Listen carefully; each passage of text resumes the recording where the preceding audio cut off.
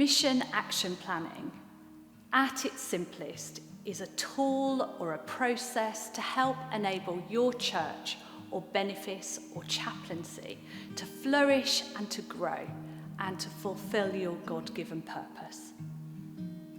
Mission, looking to see what God is already doing, his mission of love in the world. Action, joining in with God's activity. Action for God is at the centre of growth. Planning, a plan inspired by God, grounded in prayer, drawn up in collaboration with others. So step 1, getting started. Begin by gathering together a group of people to engage in the mission action planning process.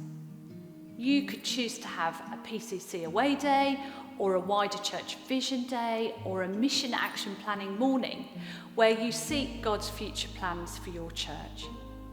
Try to involve all ages and stages of life if you can, and people from every area of your church community.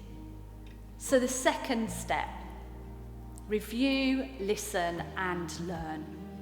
Spend time listening to God and the Holy Spirit, listening to the church and listening to the community around you.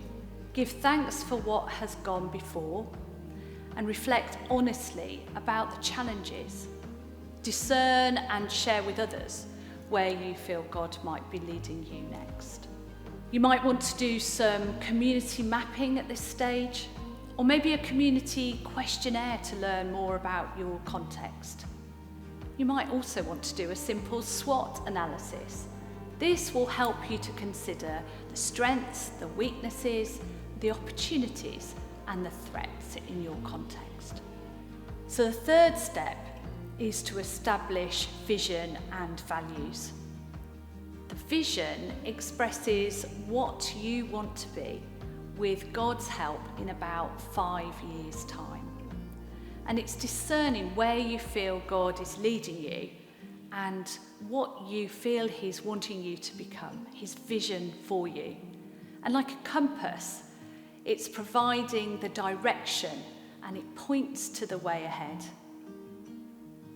Values are the beliefs which will shape and inspire the life of your church and help make that vision a reality. So stage 4, forming priorities.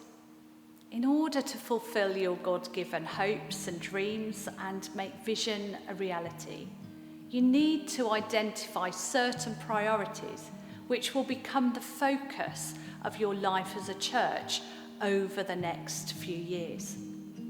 And this will help you to say yes to the right things and, importantly, to be able to say no to some things too.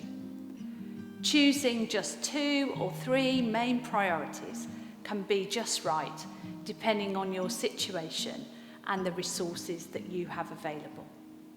Stage 5 is setting goals. This stage of the mission action planning process is the plan. The who, what, where and how of your mission. The practical action that will make your vision a reality.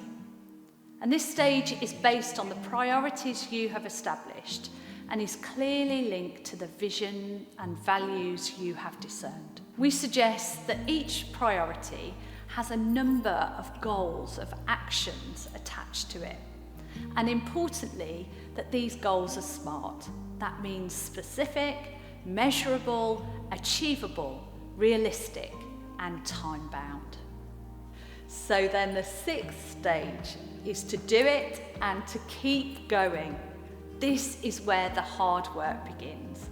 Gather others and continue to pray and move forward with purpose, putting into practice all that's been discerned and planned with God's help and inspiration.